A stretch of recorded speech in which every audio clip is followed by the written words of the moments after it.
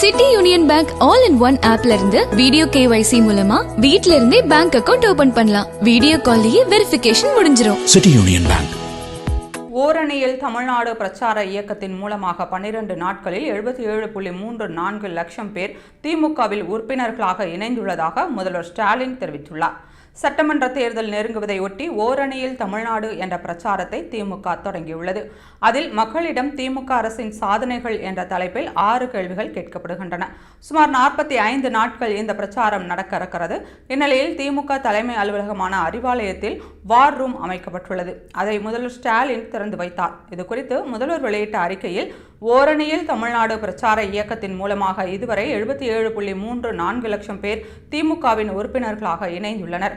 அவர்களில் 49,11,90 பேர் புதிய உறுப்பினர்கள்.